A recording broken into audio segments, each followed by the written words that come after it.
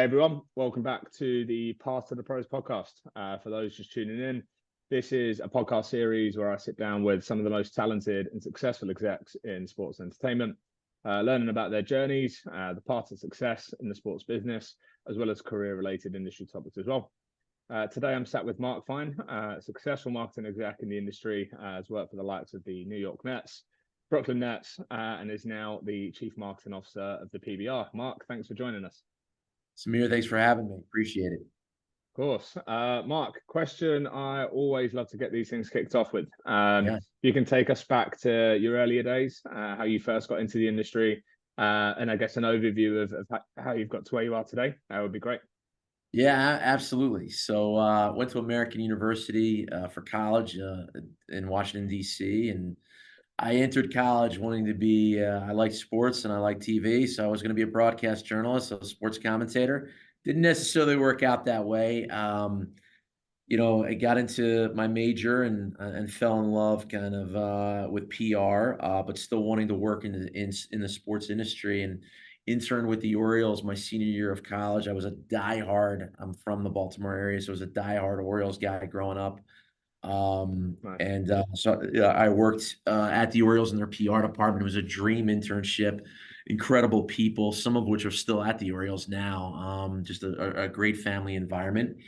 I didn't get paid anything, so I didn't need to get a job after I graduated from college, and I was very fortunate. I went to the baseball winter meetings in Dallas, Texas that year, and where they have just a huge job fair, more so for minor league teams. And I got a job with the Orioles minor league affiliate, a full-time job, and they were owned at the time by Comcast Spectacor. So I spent 3.5 years with their minor league affiliate. The name of the team is called the Frederick Keys. And in the minors, you do everything. You wear the mascot suit. You clean up the ballpark sometimes. I was the director of PR and marketing, and along with overseeing the bat boys. So you do it all, and you leave your ego at the door, certainly, when you're working minor league ball.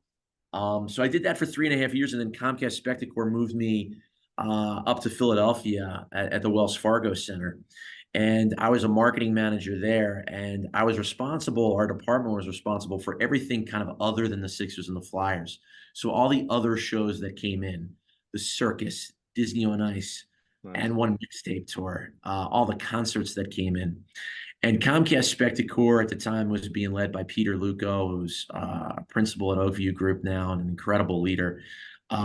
They had a division called Global Spectrum, which was then renamed Spectra and really is now Oakview Group, where they managed properties throughout the country. So after 2 years as a marketing manager in Wells Fargo Center, I did 2 years at Old Dominion University at a building at their 8,500 seat arena on campus. So I spent my 20s with Comcast Spectacor. I spent 7.5 years with them. I then moved to the Harlem Globetrotters, where I was actually able to work remotely before it was a thing. I started with the Globetrotters back in 2008, and I worked there for about 4.5 years. I was overseeing a lot of major markets, but really from New York City and Madison Square Garden to Corpus Christi, Texas. And everything in between. And it was a really great experience. I love the brand. Very family-friendly brand and wholesome brand, which I really liked. And then I got a call about a position with the Mets. The Mets were looking for somebody who had to kind of kick, scratch, and claw from a marketing side to drive tickets. And also somebody who had some brand experience too. They were going through some things, going into a new ballpark, being associated with Bernie Madoff, unfortunately. So I went through the interview process with the Mets, and I was very fortunate to get that job as a senior director of marketing job with them, and relocated my family up to New York and lived in Long Island and spent amazing years with the Mets. 6 years. We were in the World Series in 2015. Took my son at the time to the road games and games 1 and 2 in Kansas City. It was awesome. Nice. And then got another call towards the end of my run at the Mets with the Nets. It was a great opportunity. I was talking to Brett Yormark and Mike Savatsky, who were just very well regarded folks in the industry. And I had followed Brett for a number of years before that, and always thought, I want to see what it would be like to work for a guy like Brett. And I loved him. I thought he was fantastic. I love Mike Zavatsky, such a great guy and a well-respected guy in the industry and a hard worker. And they're well known for their hours that they put in. They put in a lot of hours and they're intense. But I said to myself, you know what? I care. I put in a lot of hours and I'm intense and I care. I care too. And I think I can work with these guys. And that's sort of how it happened with them. So I spent a couple of years with the Nets and ownership changed while I was there. Joe Tsai took over the franchise. We went through COVID. And then Joe Tsai is a big lacrosse guy. So he and Wayne Gretzky and Steve Nash and Dustin Johnson were going to own an expansion franchise in the National Lacrosse League out in Las Vegas. So I got asked if I would be employee number one and the CEO of the franchise. So I moved out here to Las Vegas. It was a different opportunity than certainly being at the Brooklyn Nets as a VP of marketing. Really something to build from the ground up. I was very fortunate. I was named the executive of the year in my first year. We grew, we built a brand here, and it was really exciting to build a brand from scratch and sell tickets to lacrosse in Las Vegas, which out of all 15 teams in the National Lacrosse League, there is far less lacrosse players than in the 14th team.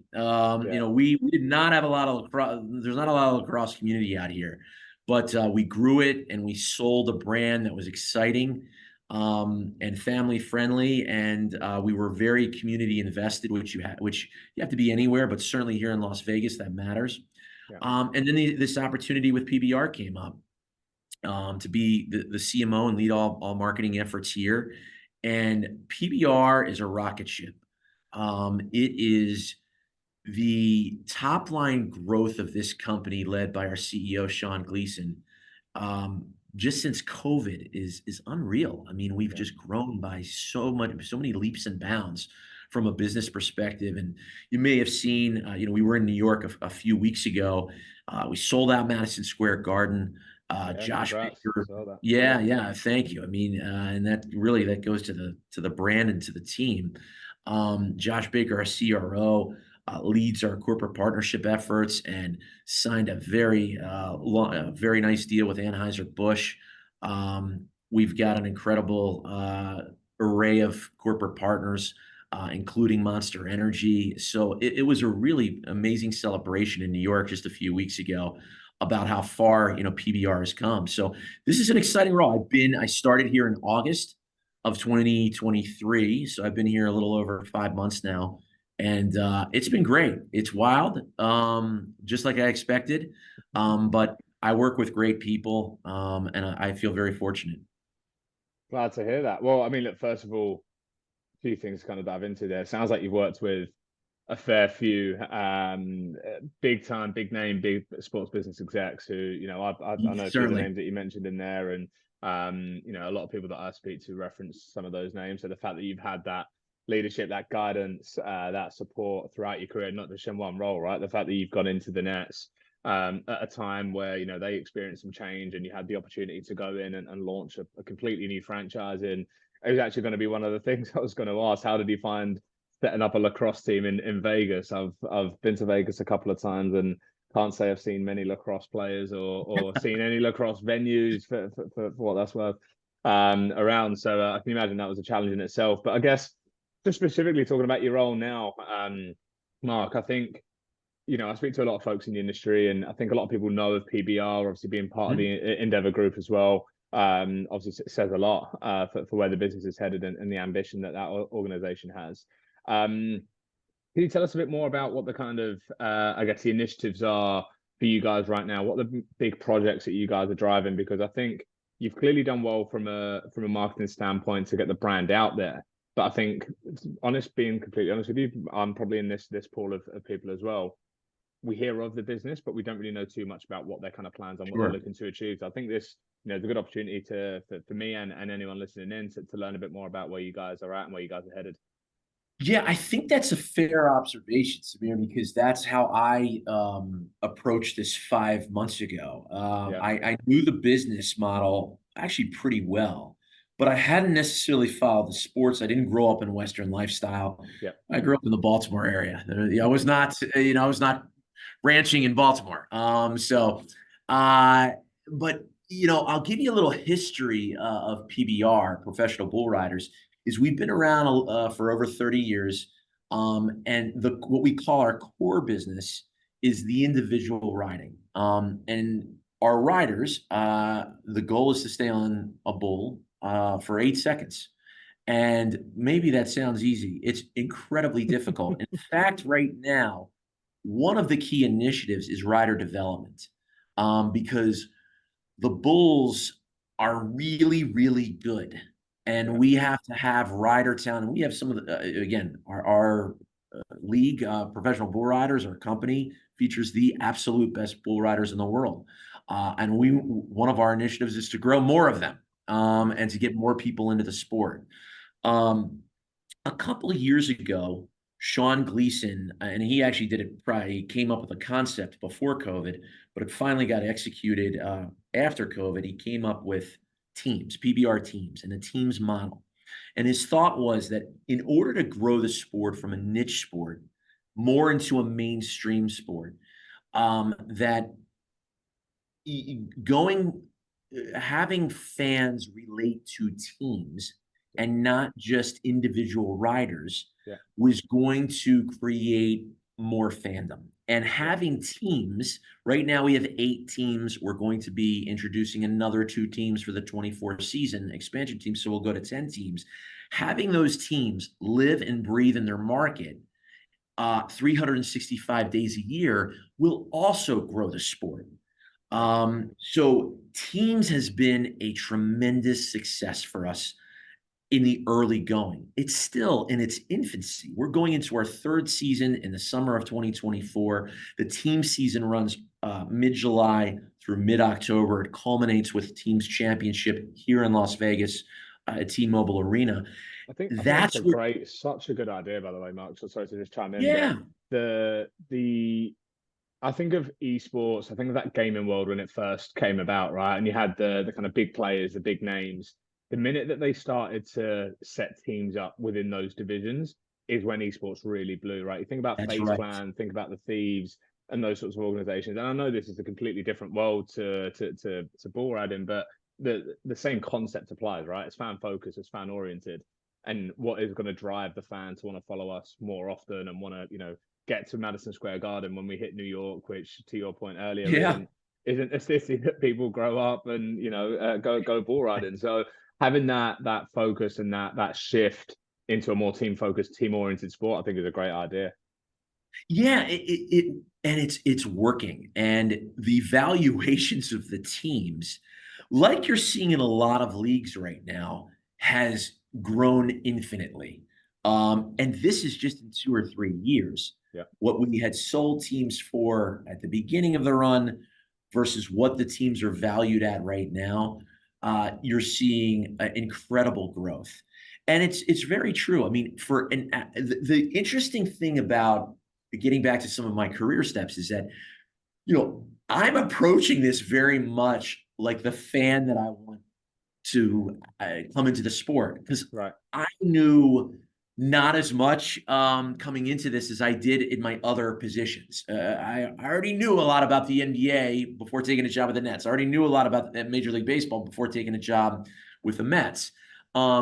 I knew a lot about the business side, but I didn't watch the sport as a Right. fan. And now I Right. can say, like, I truly am a fan. It's just an incredible sport, a fun sport to watch. And you have a lot of respect for the folks. I have a lot of respect for cowboy culture now, it's not that I didn't have it before, but I didn't have that knowledge before. Right. So yeah, creating fandom through teams and how your average sports fan on the East Coast or on the West Coast approaches their fandom, teams makes a lot of sense. And that's what we're seeing. So part of Western kind of rodeo culture, and again, bull riding is a discipline of rodeo. Um, you don't boo. But it was funny because we have a team in Oklahoma this past year, and we have a team in Texas. And clearly there's a big rivalry between those two universities. Yeah. So I was in Oklahoma City where the fans were booing the Texas Rattlers, and nobody had ever seen that before. And Right. actually, some of our Brazilian riders didn't understand. Right. And we explained to them, look, Oklahoma and Texas, it's a pretty big rivalry in another sport in college football. It's not that they don't like you personally. It's just that that's kind of fandom. Yeah, And it is. Yeah. and then at the same time, people were going crazy for their local team. And that is really exciting to see. And the team's championship that we had in Vegas in October of 23 was so intense. And watching our owners, like Richard Childress is one of the owners of, he's the owner of the Carolina Cowboys. He was devastated when the Cowboys lost. I mean, and that's sports. Yeah. Uh, Yeah. that's sports. It's the highs of winning and unfortunately the lows of losing. Yeah. That's part of our game. So it is. It's about growing fandom. And Samir, from a 30,000-foot view, right? And kind of how I approached this, and I'm certainly in the weeds and in some fires because I'm trying to learn the job and oversee a large, amazing group of people. Um, but from a 30,000-foot view, how do we grow this sport Yeah. that maybe is considered to be a niche sport into more of a mainstream sport? What steps are we taking? You have your core audience in the middle. Well, how are we reaching the folks that are on the periphery of that core that we're calling Western curious Okay. or into entertainment thrill seekers? Yeah. And I know I'm going on, but the Western curious crowd is very the Yellowstone the show on Paramount Yeah. Yeah. is very much just like I love The Sopranos. I didn't know a whole lot about organized crime before watching The Sopranos. Yeah. Um, Yellowstone is introducing the world to this culture in a Yeah. way that I don't think we could have. Western culture is part of pop culture now. Right. It And is. Yeah. we've got to take advantage of that. It's trying to find that integration, isn't it? Is because cowboy movies are movies that were created and released years and years ago, and you don't see too many of them now. So seeing the way that world, if you like, or that culture transitions into the modern day world where the world has developed so much since the time of cowboys, or at least where cowboys were much more prominent across the world.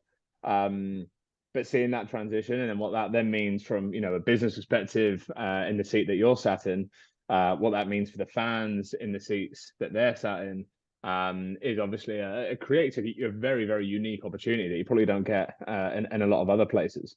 Mark, we've spoken a lot about the fans, and I think the PBR, from everything that I've seen, from the crazy videos that I've seen online, have got probably one of the most passionate fan bases, I'd say. You If you actually look at the fans specifically that follow the sport, super, super passionate.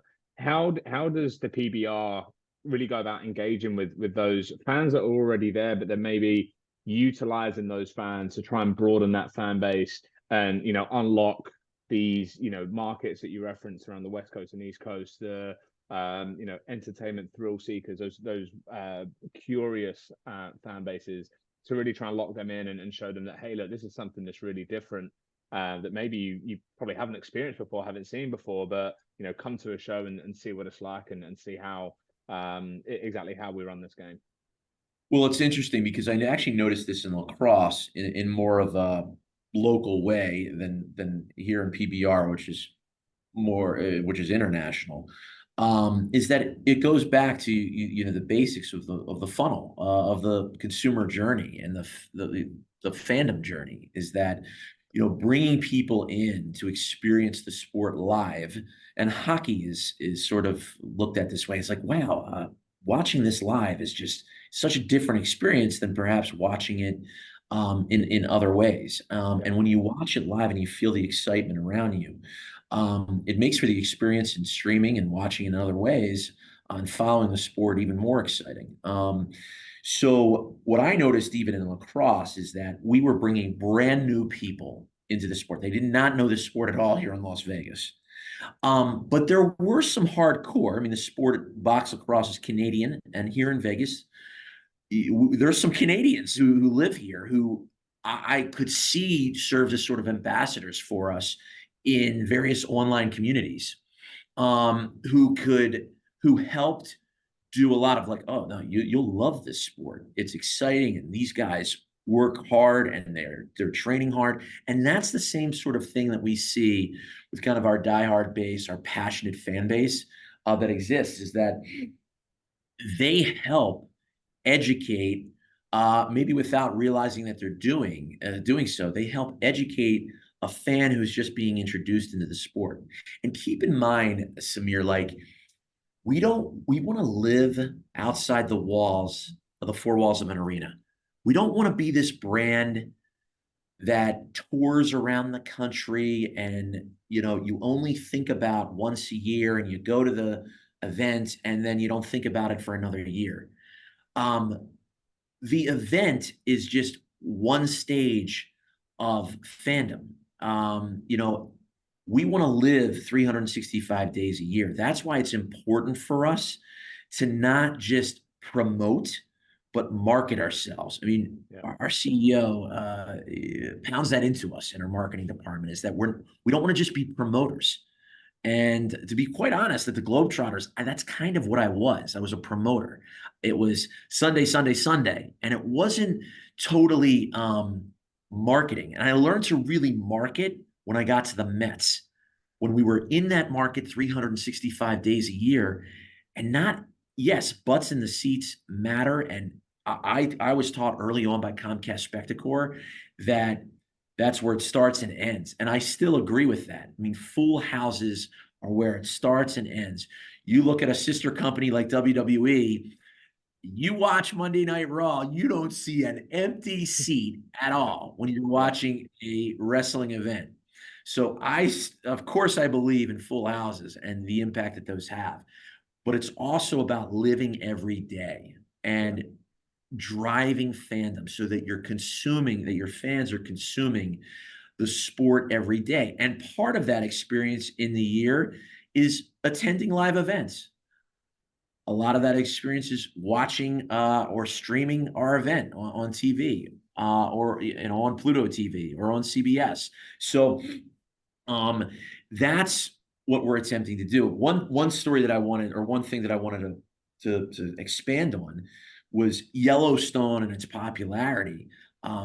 We went out, Sean, our CEO, about a year or two ago, went out and we brought on Cole Hauser, who plays the character of Rip Wheeler, who's a real badass cowboy in the show, as our fan ambassador.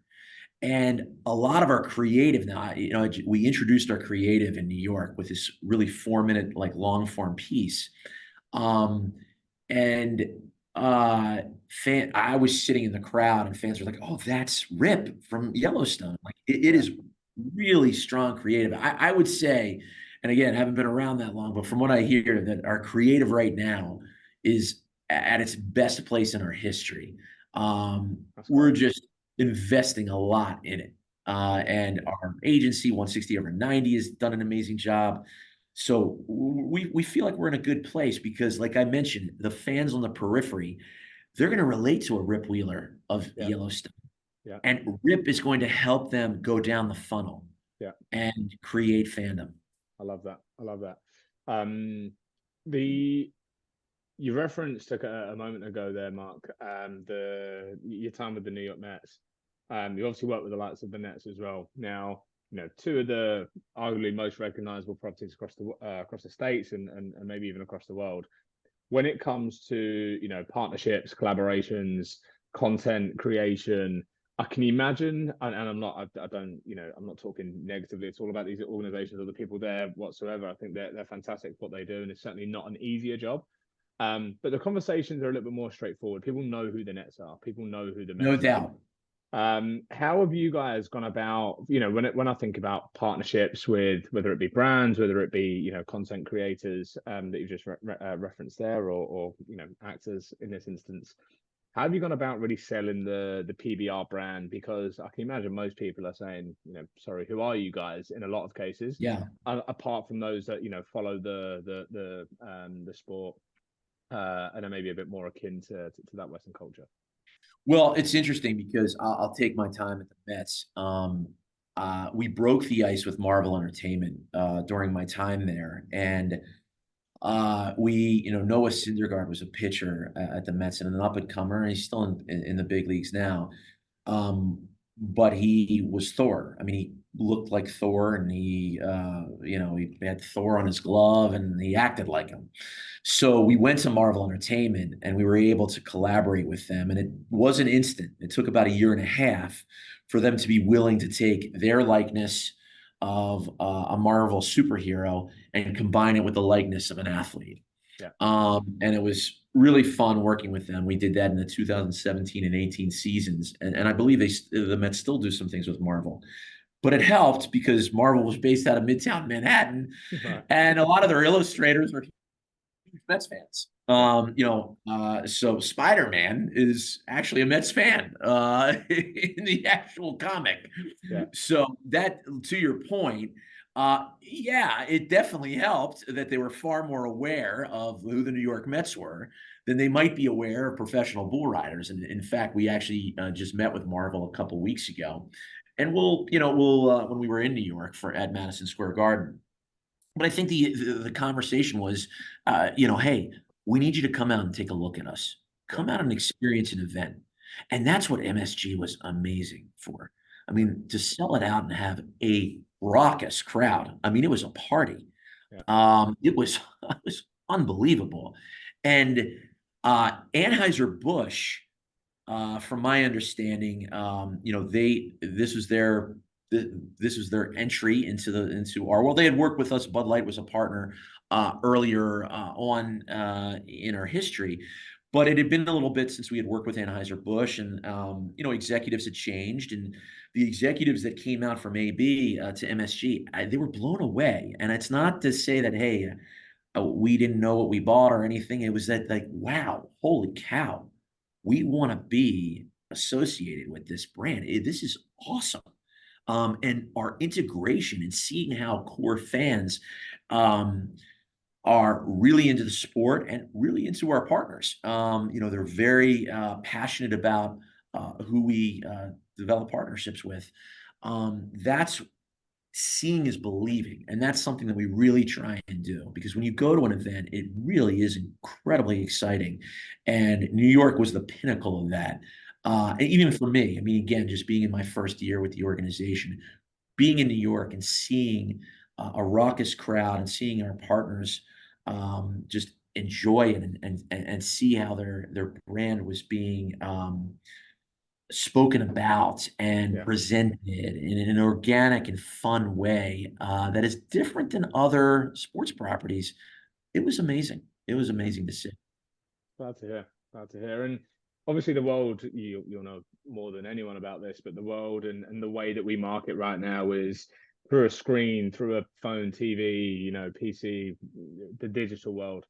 How does the PBR, and I guess you specifically to your division and your remit, Mark, leverage that kind of social media and these digital platforms to really try and enhance the kind of visibility and engage with fans, and not just fans. I think we're starting to see so many more situations now where content creators are starting to pop up, and even brands are starting to recognize what a business is doing just purely down to their social media presence, right? Which Yeah. unlocks a lot of opportunity. We saw a lot of growth in the calendar year 2023 in our social channels. And, an interesting stat, you're seeing this, of course, through every property is seeing this, is that 80 to 90% of our content is actually being seen outside of our follower base. So that's where we have to really make sure that we program to, just in terms of how the algorithm works. So we want to program ourselves in a way that comes across as fun and spirited, but also with a recognition of how intense the sport is, what cowboy culture and their lifestyle is, knowing that our reach goes well beyond our core audience.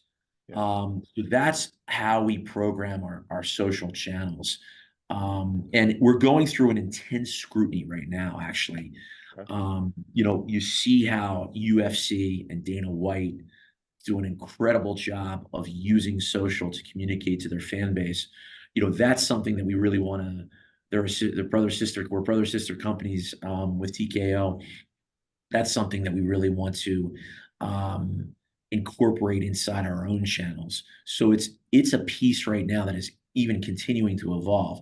But knowing that stat that the algorithm is picking up and feeding content to a large majority of folks who don't already follow us is really important in terms of how we program those each of those channels and look at them individually and not as a collective sum in terms of how we communicate.